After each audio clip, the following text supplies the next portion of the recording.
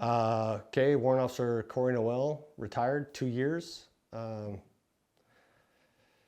Soldier on member since 2018, maybe 2017. And I don't know, you caught me off guard. Maybe I'm What gonna trade were you in? Okay, so I was, okay, so let me start over. So we'll talk about rank, trade. Yeah, kind of Just a little bit of like background, and then maybe talk about how you got into Soldier On, Okay. what your experience was around there, what impact it made in your life and your family's life, and then I'm gonna have to what, put him in the garage there. Okay, all right, okay, take two. Warrant Officer Corey Noel, retired. I was an artilleryman by trade. I did 22 plus years, and most of that time was spent in CFB Gagetown.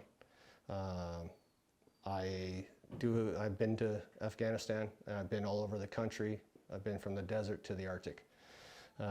So I believe I've served my country well, and they say you know when it's time to get out, and I did. I knew, right?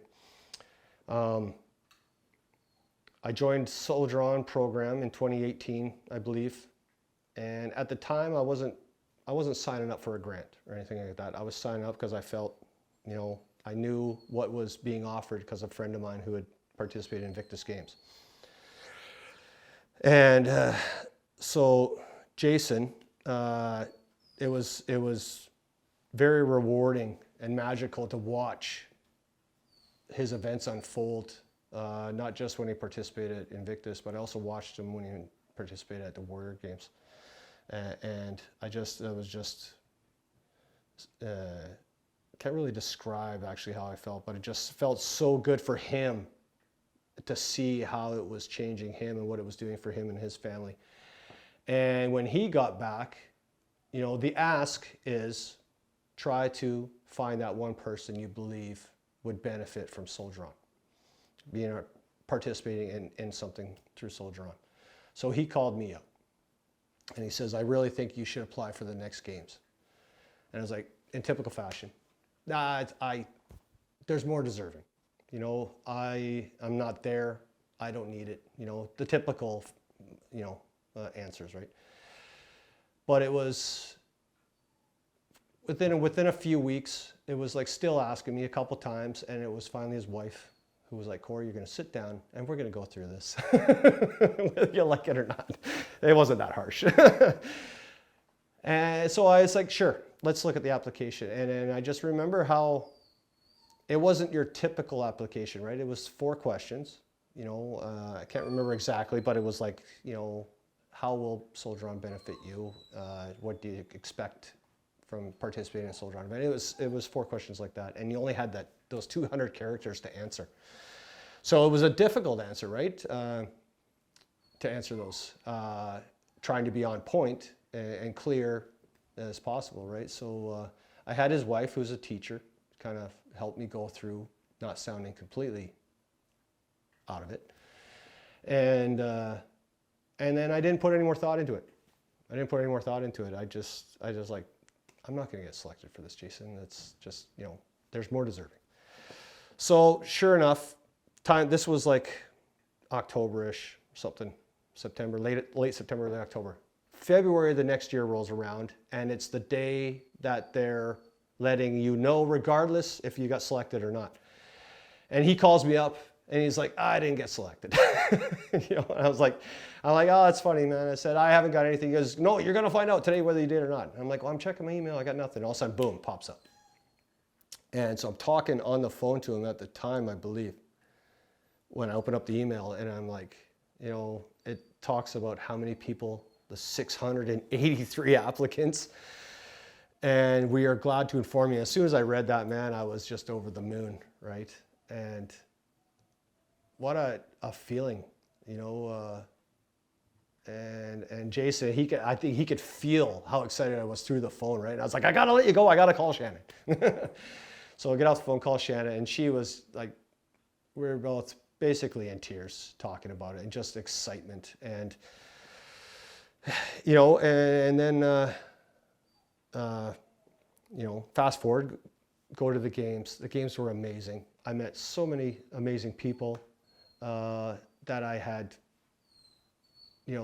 so many similarities with, you know, because there's so many times when you think of yourself that you're a fraud and you don't want people to know what you're dealing with and what you're going through and whatnot. But Soldier On, through Soldier On, having met friends that I still have now and I will for life through the Invictus Games and even other Soldier On, I've attended another Soldier On event, you know, that even if we're not hanging out all the time, if I see those people, there's that commonality where we can sit, smiles, hug, nice to see you, have a quick conversation, man, and or you know, my teammates from Invictus, I'm still chatting with on Facebook and still maintaining contact with them. You know, Soldier On has opened my eyes to there's other things that I have the ability to do and I'm capable of doing because of my injuries. For the longest time, I didn't think I could do anything, and I was wallowing in self-pity, you know, thinking I'm broken and I can't do the things that I loved. But Soldier On and Invictus showed me that there's some amazing things out there that are unbelievably fun and highly capable of doing, you know, like wheelchair basketball. The first time sitting in the chair, I'm getting goosebumps just thinking about it, you know, like that, I was ecstatic. And even though I was horrible, I was like, this is my new favorite thing in the world. So I was able to get introduced to some of the personnel from this area. So I joined the club here, working up to Invictus. And I stayed with the club for a while after Invictus. Unfortunately, it falls on the same time as my son does curling. So I'm not with that club anymore at the time. But we're looking at other things we're looking at other things like maybe even the sledge hockey. You know, Shannon just tried that at the adaptive camp. And I've tried that too with when I got introduced to the wheelchair club here. One of the members there took me to a sledge hockey game or practice one day, and I got out on the ice there and I thought, this is just insane. This is so awesome, man. And I never would have thought that those things I was capable of doing or that I thought I would be able to or want to do them, right? You know, cycling was another one. Like I'd done cycling a couple times, but it wasn't until the games that, you know, I joined the cycling team as well. And instant passion, right? And just loved. And, you know, I hadn't used my grant yet. So my grant, you know, Peter was able to get us hooked up with Garneau, and we got fantastic bikes. Man, love my bike. And if I get to a point where I can never cycle, that's going to be one of those trophies hanging on my wall I'll never get rid of, because that's one, I love the reminder of that moment in my life, and two is just, one, it's cool. It's got my name on it, so it's awesome. How do you think being a Soldier On member and experiencing a Soldier On activity impacted your recovery? It opened my eyes immediately. So I don't want to keep going back to Invictus, but I will just for this one example. So I'm going to Esquimalt for the first camp, and I don't know anyone, haven't met anyone. This is only by emails. So I'm sitting down, we get into the auditorium there, and I look around and I'm like, you know, everyone here is dealing with something, mental, physical, both, you know, and we all have that commonality, you know, and Soldier On takes all of us in that broken state and tries to provide us with a means of, you know, not completely fixing, but just maybe helping to point the way, right? And help you to maybe come up with your own path to fixing yourself or to bettering yourself, but not just yourself, bettering your family, your kids. And that's what really sunk in with me big time. Was Soldier On showed me that it's not just me that benefits this. You know, my wife and my kids have benefited from that more than I could ever have imagined. And especially my kids, because I was not a good person. And I did a lot of things that I wasn't proud of. So to be able to change for the better, and again, not for me, but more importantly for them, was what really meant a lot. And Soldier On has helped to give that back to me, you know. And me and my kids have a fantastic relationship. You know, I tell them every day I love them, right? And they know I mean it. It's not just, you know, it's not just saying it for the sake of saying it. And Shannon has seen the change in me for the better as well, you know. And again, Soldier On is it's not the answer, but it's definitely that tool that I will keep in my toolbox, right? That has helped me to get back onto a better path, you know. Yeah, so very thankful. And tell us about your gym. My gym. So the gym started out as my wife's little tiny gym in a small little tiny room. And she had a yoga mat, and she had like, well, we got rid of them, but she had like a set of pink and orange dumbbells, and I was like, no, they're not gonna work. And she kept telling me, or not trying to convince me to get back into lifting. And I really thought I couldn't because of my injuries, the aches, pains, I got shoulder, back, neck, knees, wrist stuff that I'm still dealing with. But after years of lifting, literally probably 10 years of being in a weight room, I just decided last January during the holiday season to try doing some exercises in the inner room there. And I was like, okay, we're gonna need to get a bench. I'll need to buy a little bit of weights or whatever. So I did some easy stuff for about a month, just letting my body remind itself of what this stuff used to feel like and do for me. And then I told her, I was like, I love it, but I need more. So we had a pool table sitting right where I am right now. And as soon as she suggested, let's get rid of, yep, sold, you know? So just small investments. I bought a bunch of stuff from Marketplace, whatever I could scrounge up, you know, dumbbells and stuff like that. Shopped on Walmart online, Amazon, you know, got the rack, got the bench, got the weights. We always had the treadmill. Got my little training posters here for the kids if they come down and want to do a little something. But